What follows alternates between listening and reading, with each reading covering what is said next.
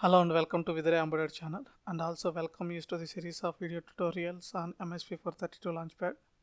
So today I'm going to show you how to get started with the MSP432 using TI Code Composer Studio, and we'll also blink the one of the onboard LED on the MSP432.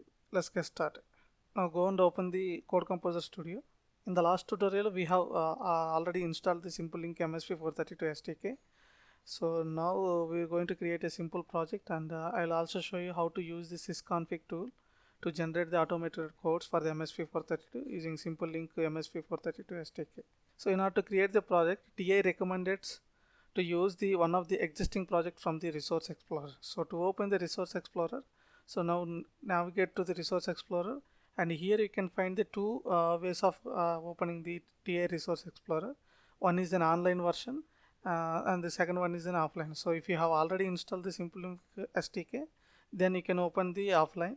Suppose if you are not installed the Simple-Link SDK, so go ahead and install the Simple-Link SDK and then click on the Resource Explorer here, and you will be able to see this page. Okay, so once it is open, now navigate to the Simple-Link MSP432P4 SDK and expand the examples, and in the under the development tools, find the MSP432P401 launchpad. So we are using the red color one. Okay, you can also use the black color one, no problem.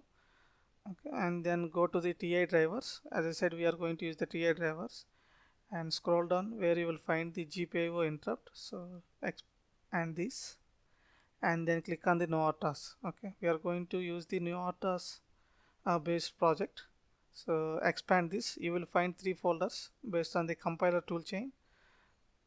So here we have a CCS compiler and a GCC compiler and IIR compiler. So we'll go with the CCS compiler, which is provided by the TI. So expand this and then click on the GPIO interrupt.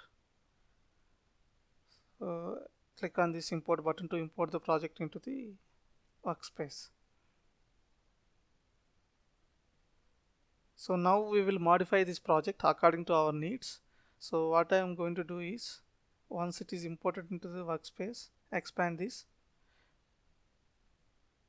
So first what I'll do is I'll right click on this and rename the project as a Blink. Name it as a Blink. So make sure that the checkbox update references is selected, and then click on OK. So once it is renamed, expand again, and we will also change the sysconfig file. So rename it to Blink and click on OK. So now here there are two files are created. One is the main underscore noRTOS.c file, and the other one is the GPIO interrupt.c file. We are going to rename this to Blink. So rename it as Blink and click OK. First I will explain the structure why we have two files here. Now click on the main underscore noRTOS.c. Now here you can see that, let me increase the font size. So to increase the font size, go to Windows, click on the preferences, and then here type the text, and under the appearance click on the colors and fonts, and then go to CR++, and then go to editor and then double click to open this. So once it is open, you can select, I will go with the console as font, and then let me give 13, and then apply and close. So you'll able to see the changes in the font. Okay, now don't touch this anything, okay, because this is same for all the projects that we create. Okay, so in order to implement our functionality, so they have created another file.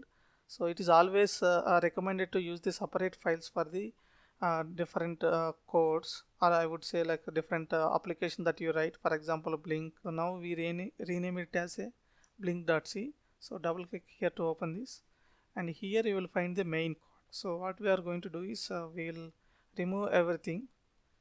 Okay, so we are going to configure these things by our own. So this also not needed.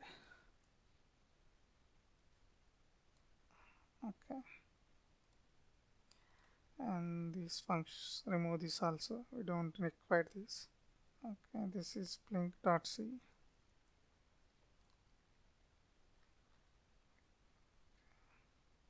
So that's all saved. So they are calling this main thread. Okay, so in the main, see after the no artas underscore start. Okay, that's all for the project modifications. Okay, now we will configure the project according to our needs. Okay, so to configure the project, as I said, we are going to use the sysconfig tool, which is provided by the TA. So here you can find the sysconfig tool. So double click to open this. Of course, it will take some time to load the sysconfig tool. Here we have some existing configuration based on the project that we imported from the Code Composer Studio. So we'll remove all. Okay, we don't need. We'll start from the scratch. Okay, and we'll also remove this. We don't require this. And so that's all. Okay, save the sysconfig file. Now here you can see that okay, there are multiple views you can find here. So I'm going to explain those views now. So this is the software view. So where you will find the all the software components. I would say the peripherals that are available on the MSP 432, like ADC and display. There is a DMA, GPIOs and all. And then here we have another reserve peripherals. Okay, we don't use this much. And the other one is the hardware. So if you click on this, you will find the all the hardware components. Like for example, we have onboard red LED, and we have a RGB LED, and then we have a two switches, and we have a onboard XTS 110 ERT. So which will be used for the virtual comport. And then in the right side you have this is called show generated files. If you click here, you will able to see what are the files that are generated. Currently we have two files, that is the blink sysconfig file, and the other one is the sysconfig underscore c.rov.xs. So this is for runtime object viewer, so which will be used to view some of the objects that are created in the projects. Okay, and this is the boards view. So if you click on this, you will able to see all the pinouts. We cannot able to do anything from here, so it is just to shows what are the pins that are enabled, whether it is enabled LED1 or LED2 or green LED, something like that. Okay, so this is for the pinout view. So where you will find the pinout of the MSP 432. So that's all for the overview. You will learn more when we go into the other tutorials. So for now, these are the things that we would like to explore. Now go to the software here by clicking on this icon, and then we will configure the sysconfig to our project. So first and foremost thing that we need to do is go to the RTOS. Okay, so click here to add the component. Once it is added, you will able to see a tick mark, a green tick mark here. So here you select the no RTOS, because we are not going to use any RTOS. Okay, that's all for this RTOS configuration. And then now go to GPIO. We want to toggle a onboard LED. So add a component, and here you are going to give the names. So I'm going to give the config underscore GPIO underscore blue LED. So I'm going to use the blue LED on the board. So use hardware means we have on the hardware we have two switches, and also we have one red LED dedicated and one RGB LED. So if you want to use the blue LED, so you can click here, and then let me choose the launchpad LED to blue. So I'm going to so we have renamed it as a GPIO blue LED. And then mode we wanted to use as a output mode, and the output type is a standard. So if you suppose if it is a input, you can select as input. Okay, and then output type is a standard or open drain. So we are going to use as a standard, and the output strength as a medium. So this is the basically the clock that we are going to enable on the particular GPIO. So let it be as a default, and the initial output state is low, and the pull up, so we don't want to use any pull ups or pull down. So that's all for this. And if you expand this pin mux peripheral and pin configuration, you will able to see that what is the pin exactly corresponding to this blue LED. Okay, and here in the pinout view also you can see here the launchpad LED to blue is enabled. Okay, and so that's all for this. So save this configuration, and once you added the GPIO component, you will able to see another component is automatically added, that is the power. Okay, if you click here, you will able to see all the power related configurations. Okay, here you can find all the power related components and the what is the DC of frequency, that is 48 megahertz. The maximum frequency of operation for the MSP432 is 48 megahertz. So now, so if you go here, that is the show generated files, you will able to see two more files. Okay, because we have configured something here.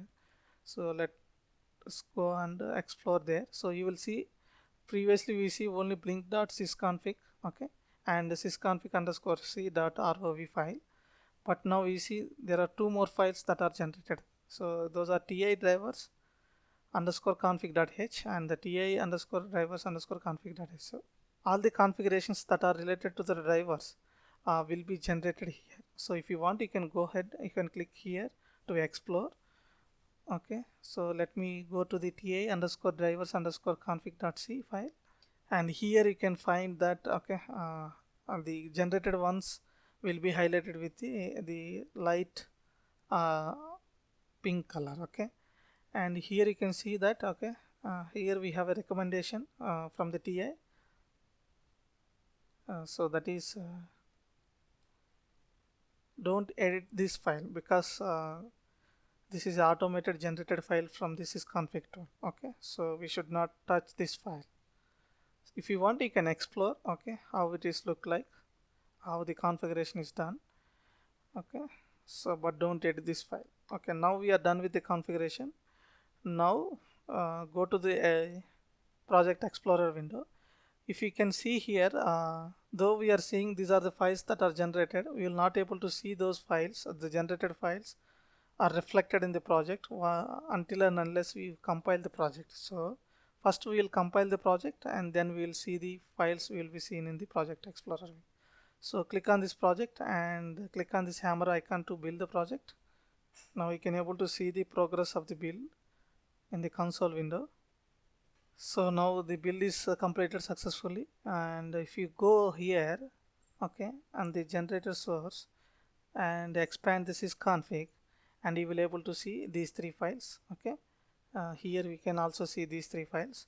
So the that is one is the ROV file and the two more files for the TI driver config, and you will also find this, you can see these are the linked files. Okay, the main files you will able to see under debug and expand this is config, and here you can find out these two files. If you want, you can click on this to explore this file, and here you can find, see, okay, they have included the TI drivers for GPIO, okay, and all the configurations. Okay, so we have configured that as a standard output, and of course the output strength is the medium, and this default state is the low. Okay.